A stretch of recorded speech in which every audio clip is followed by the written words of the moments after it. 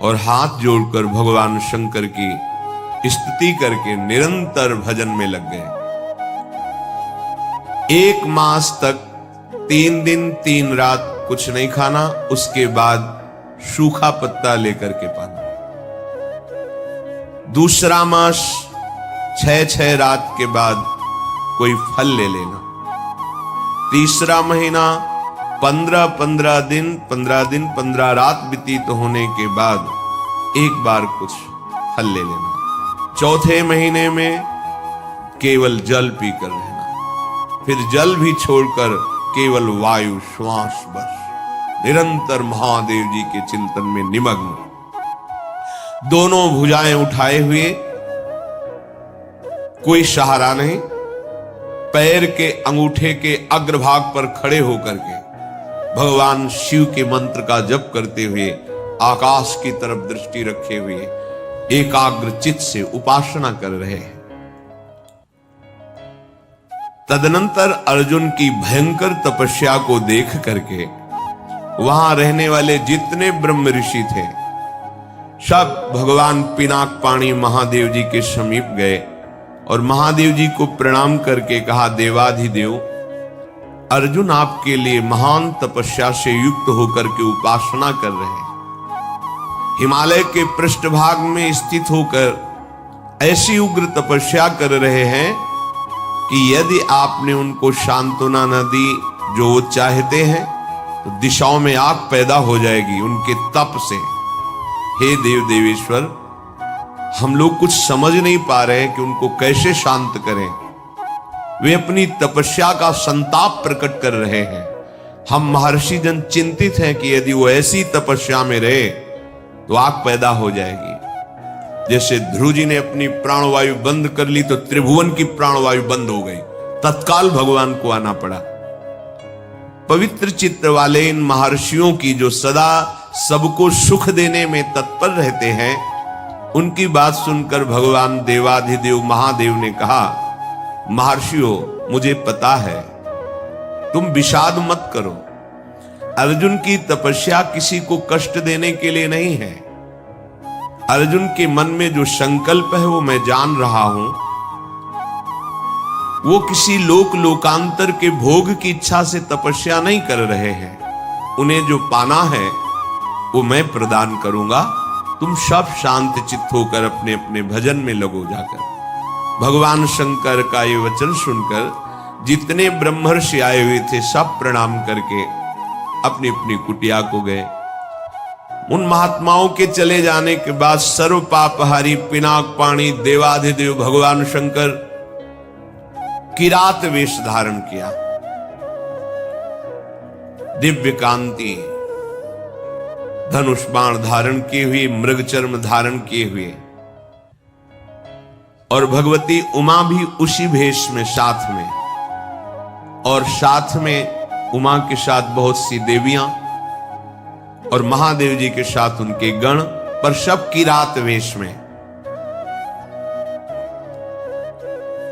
जे ही भगवान शिव इस वेश में वन में प्रवेश किए तो सारा वन शांत हो गया। खग मृग पशु पंछी वायु जल सबका कोलाहल शांत हो गया, आवाज बंद। एक घुरघुराहट सुनाई दी उस अर्जुन को। आकाश दृष्टि करके मंत्र जप कर रहे थे। दृष्टि घुमाई तो देखा एक विशाल सुअर उनको मारने के लिए तीव्र गति से आ रहा है। तत्काल अर्जुन ने अपने गांडीव धनुष को उठाया और प्रत्यंचा चढ़ाकर टंकार की, जिसकी ध्वनि उस शांत वन में गूंज गई। अर्जुन ने कहा, ऐ शुकर, मैं तपस्या में लगा हूं, किसी को कष्ट नहीं दे रहा हूं, फिर भी मुझे मारना पड़ेगा, क्योंकि तो बिना अपराध के मुझे मारने के लिए आ रहा है। सुदृढ़ धनुष वाले अर्जुन को प्रहार के लिए उद्यत देखकर किरात रूपधारी भगवान शिव ने सहसा रोका। ऐ वीर, इस शूकर को मैंने पहले शिकार रूप में निश्चित कर लिया है, तुम अपना बाण मत चला देना। परंतु अर्जुन ने किरात के वचन की अवहेलना करके तत्काल भयंकर बाण के द्वारा उस शूकर को बेध दिया। जैसे अर्जुन का बाण वैसे ही किरात वेशधारी भगवान शिव का बाण भी उसी जगह लगा। दोनों के छोड़े हुए बाण से सुवर्ण रूप त्याग करके मूक दानों विशाल पर्वत की तरह वो अपने असली स्वरूप में आकर प्राण त्याग कर गिर पड़ा। उसे अर्जुन को मारने के लिए भेजा गया था। जैसे बिजली की गड़गड़ाहट होती है, ऐसे आवाज करते हुए असुर अपने प्राणों को त्याग दिया। शत्रुनाशक अर्जुन उस तेजस्वी की रात को देखा जो कुछ दिव्य स्त्रियों से घिरे हुए थे। अर्जुन ने कहा, तुम कौन हो और यहां स्त्रियों के साथ क्यों घूम रहे हो? क्या आपको मालूम नहीं कि भयावह वन है? और क्या तुम्हें वन के सिद्धांत का भी ज्ञान नहीं है? जब मैंने लक्ष्य संधान कर दिया तो तुमने बाण क्यों मारा? ये मेरे पास आया था, मेरे को मारने के लिए आया था, मैंने इस पर बाण संधान किया, तो तुम मेरी वीरता का तिरस्कार करके इस पर बाण संधान क्यों किया? इसका उत्तर दो, नहीं तो मैं तुम्हें जीवित नहीं छोड़ूंगा। अर्जुन ने ऐसा किरात से कहा। ये मृगया का धर्म नहीं है जैसा आपने किया है। तुम पर्वत निवासी हो, उत्तर दो, नहीं तुम्हें जीवन से वंचित कर देता हूं अभी। अर्जुन के इस प्रकार कहने पर किरात भगवान जोर जोर से हंसने लगे और कहा, बहुत वीरतापूर्व तुम वाणी भी बोलते हो और वीर भी हो, पर मुझे वन में इसलिए कोई भय नहीं लगता कि यही मेरा घर है। वनवासी हूं, किरात हूं, किंतु जब मैंने कह दिया था कि तुम बाण मत चलाना, ये मेरा लक्ष्य है, तो तुम्हारा साहस कैसे इतना हो गया कि मुझ वनवासी की आज्ञा का उल्लंघन करके तुमने बाण संधान कर दिया? तुमने दुष्कर कर्म किया, ये मुझे पसंद नहीं आया। और तुम जो कहते हो कि मुझे जीवन से हाथ धोना पड़ेगा, तो पहले बल का निर्णय कर लेना चाहिए, फिर बाद में निश्चय होना चाहिए। तुमने हमारे बल का निर्णय तो किया नहीं। क्या तुम जानते हो हम में कितना बल है? किरात वेशधारी भगवान ने कहा। अर्जुन ने कहा, तुम्हारे जानने की हमें कोई आवश्यकता नहीं है, मुझे तुम जान लो। मेरा नाम अर्जुन है, मैं गांडीव धनुष को धारण करता हूं, और जब गांडीव मेरे हाथ में हो तो त्रिभुवन में कोई ऐसा नहीं जो मुझे परास्त कर सके। ये हिंसक रूप धारण करके दैत्य मुझे मारने आया था, मैंने इसे मार गिराया, अपराध आपका है। आपने मेरे लक्ष्य पर बाण क्यों मारा? किरात वेशधारी भगवान बोले, मैंने पहले रोका था और बाण संधान करके मैंने मारा है, और तुम मेरे सामने वीरता की बात करो, इसलिए लगता है कि मुझे तुम्हें दंड देना पड़ेगा। अर्जुन ने कहा, ऐसा कौन है त्रिभुवन में जो मुझे दंड दे? हमें लगता है कि तुम्हें प्राणों से कोई प्यार नहीं है, तुम्हें प्राणों से हाथ धोना पड़ेगा। भगवान ने कहा, तुम्हें बल का घमंड है क्या? तुम दूसरों को निर्बल समझते हो क्या? हमें लगता है तुम्हें शक्ति का और बल का गर्व है। तो धैर्यपूर्वक हमारे सामने तुम अपना बल प्रदर्शन करो, मैं खड़ा हूं। पर जब मैं बाण छोड़ूंगा तो तुम खड़े नहीं रहोगे। किरात की ये बात सुनकर अर्जुन को बड़ा क्रोध है कि एक वनवासी किरात हमको ललकार रहा है। तत्काल भगवान शिव का ध्यान करके बाणों का संधान प्रारंभ किया। जितने भी बाण जा रहे हैं उस कोई घाव नहीं पैदा करे, सब लीन होते जा रहे हैं। और बार बार किरात कह रहे, और संधान कर। अर्जुन को समझ में नहीं आ रहा कि आज तक तो ऐसा नहीं हुआ। बाण गया, अक्षय तूणीर है, बाण गया, लक्ष्य वेदा तूणीर पे आ गया है। ये तो लीलता जा रहा है। बाण जहां जा वो अंतर्ध्यान उन्हीं के शरीर में होता जा रहा है। अर्जुन ने बाणों की वर्षा झड़ी लगा दी। भगवान जो किरात वेश में कोई चेष्टा नहीं कर रहे, जहां बाण जाता है वहीं समा जाता है, अंतर्धान हो जाता है। 48 मिनट तक बाणों की झड़ी लगाते रहे, कोई खरोच भी नहीं और एक भी बाण वापस नहीं हुआ। सारी बाण वर्षा व्यर्थ देखकर अर्जुन को बड़ा आश्चर्य हुआ और कहने लगे, धन्य है किरात, धन्य है। वास्तविक मैंने ऐसा वीर नहीं देखा तुम्हारे जैसा।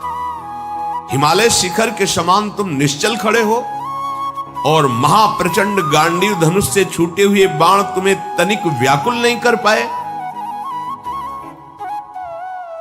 शास्त्रों बाण संधान किया पर तुम्हें खरोच नहीं हुई। एकमात्र मेरे आराध्य देव भगवान पिनाकपाणी शिव के सिवा कोई दूसरा ऐसा नहीं हो सकता कि जो हमारे गांडीव धनुष की चोट सह जाए बाणों की। और यदि तुम रुद्रदेव से भिन्न हो तो अब मैं जितने मंत्र जानता हूं, अस्त्र जानता हूं, सबका प्रयोग करके तुम्हें नष्ट कर दूंगा। अर्जुन ने जैसे आग्नेय अस्त्र मिले हुए थे, उन सब अस्त्रों का प्रयोग भगवान शिव पे किया। सैकड़ों दिव्य अस्त्रों का प्रयोग किया पर सब अंतर जाकर के शांत हो जाते। भगवान किरात वेशधारी हंसते हुए बोले, और करो, और बाणों का संधान करो। अर्जुन ने देखा अब तुड़ीर में एक भी बाण नहीं रह गया। उन्होंने विचार किया कि भगवान अग्निदेव जी के द्वारा ये दिए हुए खांडो प्रस्थ जलाने के लिए तुणीर थे, इनका अक्षय शब्द नाम है, अर्थात कभी खाली ही नहीं होंगे। तो कर्तुम अकर्तुम अन्यथा कर्तुम सर्व समर्था सा ईश्वर, देवों के भी देव महादेव। एक भी बाण तुड़ीर में नहीं बचा, सारे बाण नष्ट हो गए। अब मैं क्या करूं?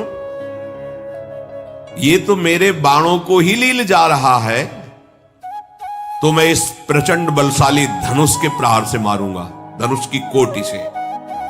ऐसा विचार करके अर्जुन ने अपने प्रचंड गांडीव धनुष से प्रहार किया।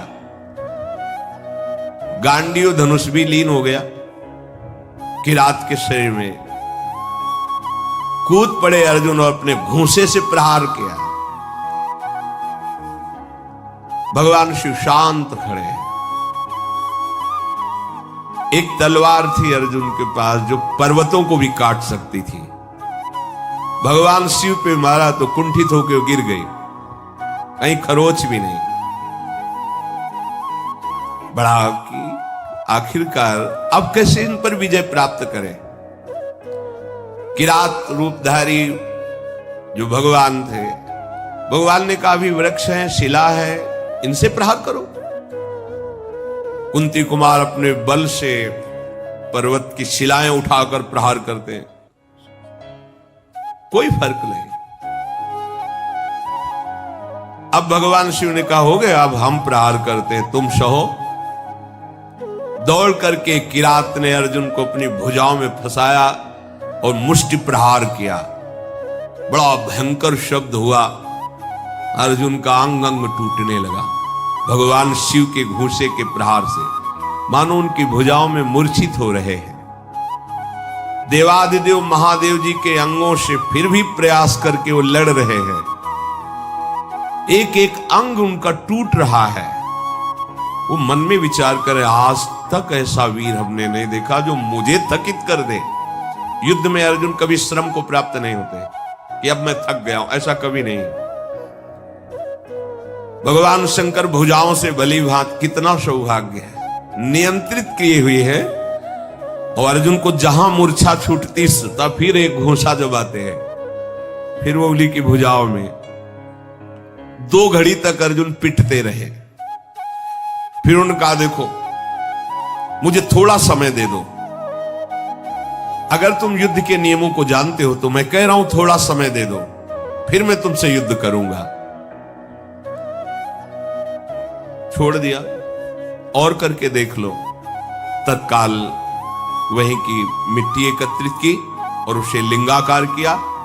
बन था ही, कुछ पुष्प लिए, माला और पुष्प, और हाथ जोड़कर भगवान शंकर की आराधना की। भगवान शंकर का स्तवन किया।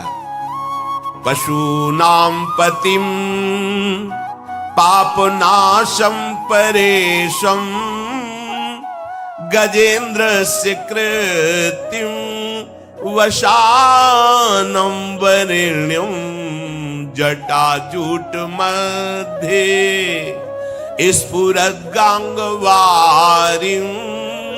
महादेवमेकं स्मरामि स्मरारिं महेशं सुरेशं सुरारार्तिनाशं